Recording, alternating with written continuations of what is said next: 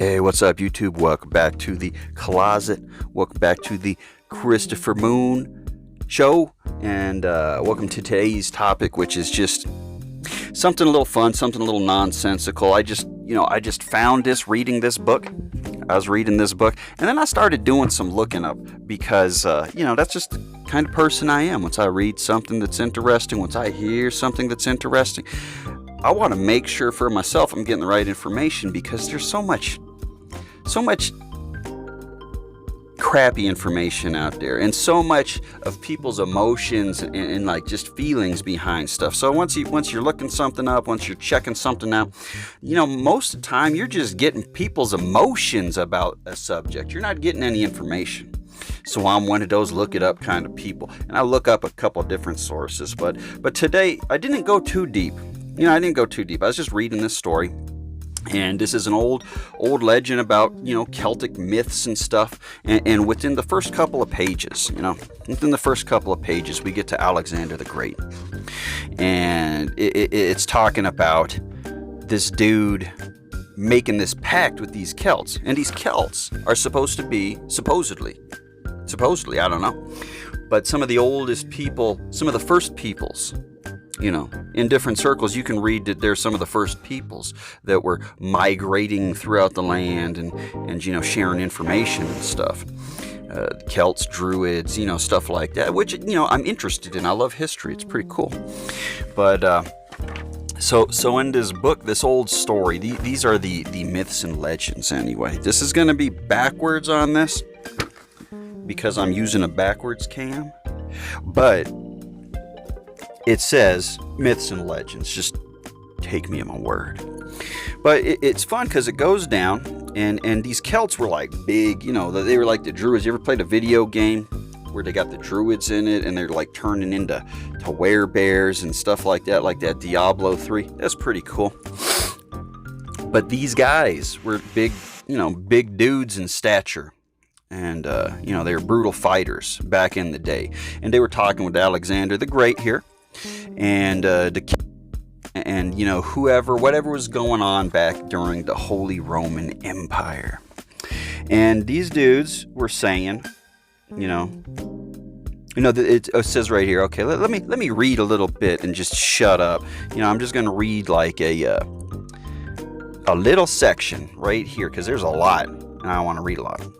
But it says, as the boys, who are described as men of haughty bearing and great stature, their mission concluded, were drinking with the king.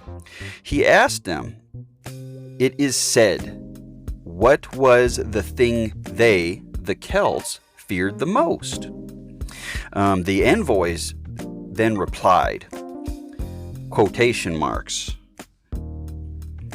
Not like, air quotations, but like, this is what they said, this is it. I'm not making it up. It's not a joke. But they said, we fear no man. There is but one thing that we fear, namely that the sky should fall on us. But we regard nothing so much as the friendship of a man such as thou, they said to the king, right? Alexander bade them farewell, and turning to his nobles, whispered, what a vainglorious people are these Celts. Yet the answer for all its Celt bravura and flourish. It's got some words I don't know. I don't know what it means. But, whatever that stuff meant, but they have both dignity and courtesy. They weren't people you could buy, pretty much. They were people that just stood on honor and just stood, they just wanted to be friendly and help people, and they couldn't be bought. And that was kind of weird for, the Holy Roman Empire.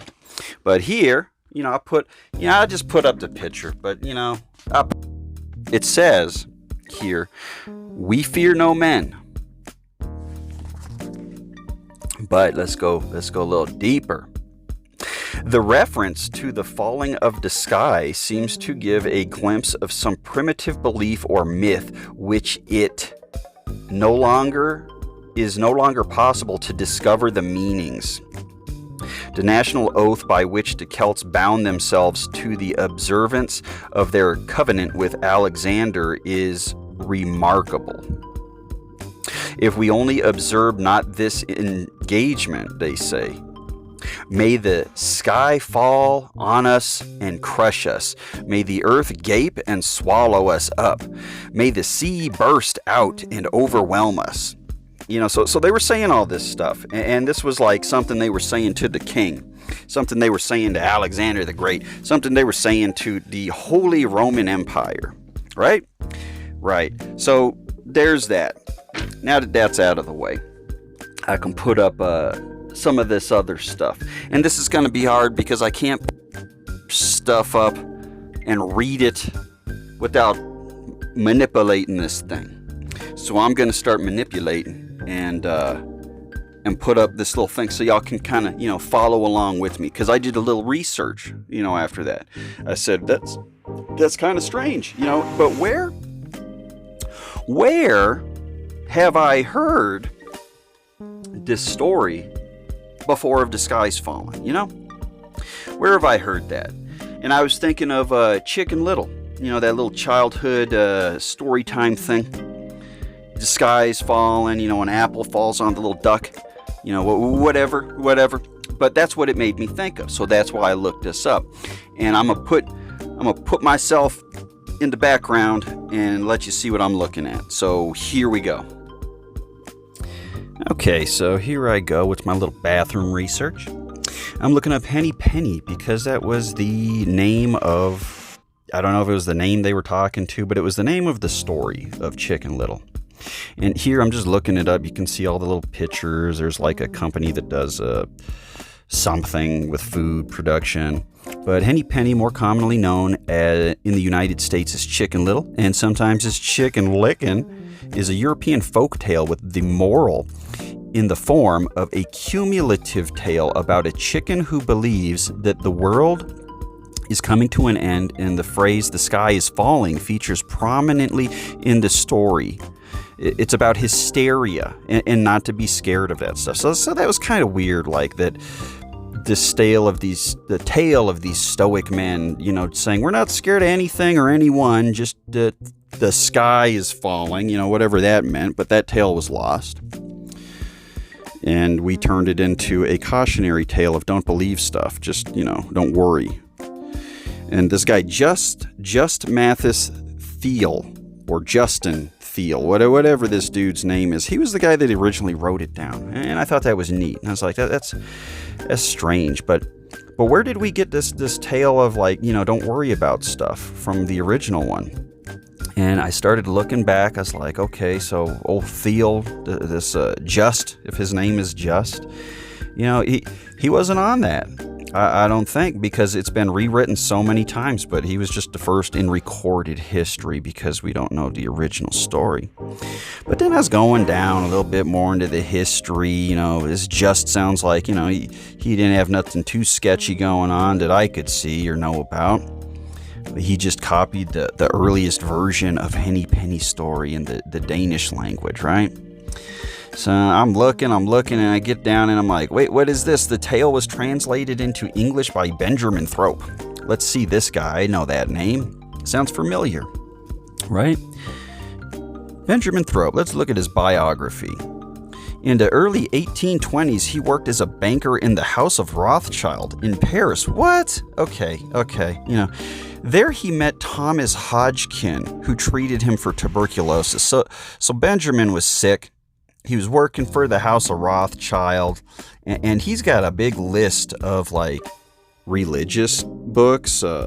He's a historian of types, but I just found it pretty interesting that he was stuck with the largest banking family in the history of the world that we know, and he was the one that kind of changed the story to be this tale of don't worry, And let's look at this, the Rothschild family. And this is what I found really funny.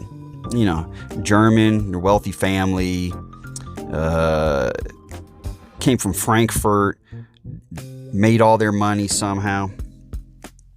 But it says in 1744, 1812, they were a court factor in the German Landgraves of House Kies of the Free City of Frankfurt. The Holy Roman Empire, who established his banking business in the 1760s. Unlike most previous court factors, Rothschilds managed to bequeath his wealth and establish an international banking family through his 5 sons, who established businesses in London, Paris, Frankfurt, Vienna, and Naples. And who knows, maybe even more. But back then, I was looking at this too. So check this out. This is the Roth family crest. It looks like, whatever. But I noticed this black bird on it. This falcon or whatever he is. And I notice a lot of stuff, but, basically I'm looking at that bird. That's whatever that is. And then, I'm like, okay, that's cool. Rothschilds. Let's look at the Holy Roman Empire. And I started looking at this. And around, once they were, doing whatever they were doing, they were the ones that kind of helped this family off, this Rothschild family. And then look, here's that black bird again.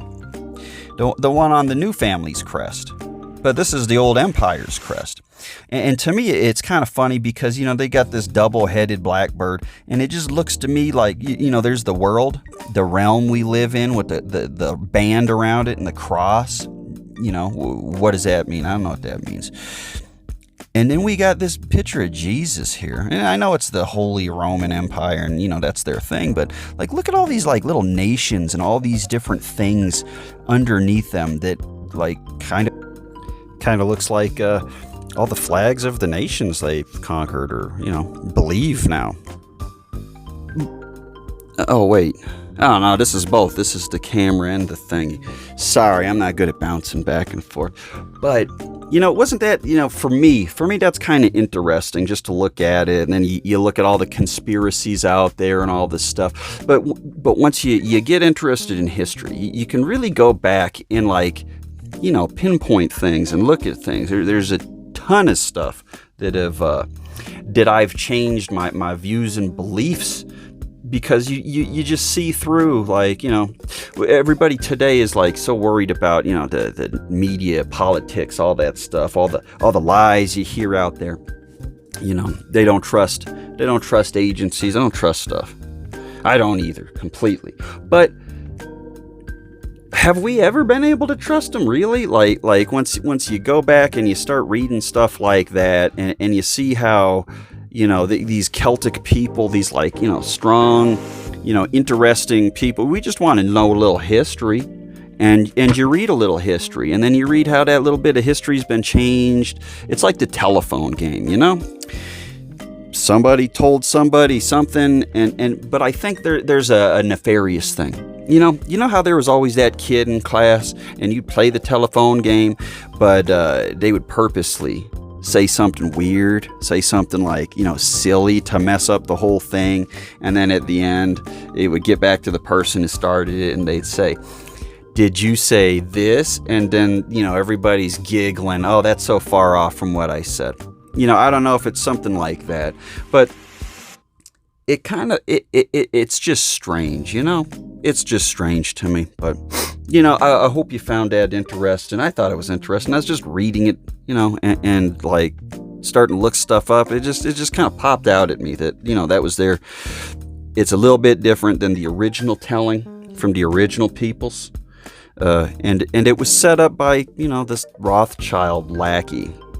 So, whatever you think of, the most rich international banking family on the face of, the planet, then disregard. But, if you think things are weird in life sometimes, like I do, and you find things interesting, like gee whiz kind of knowledge, that's some of that gee whiz knowledge that, I thought I'd pass along. But anyway, I love you guys. I'll get back with some some more addiction kind of content, but I just thought that was kind of fun, and I thought I'd share it with you guys because I love you guys and I want you to share in all the dumb shit that I find interesting. But anyway, love you guys. Have a great day.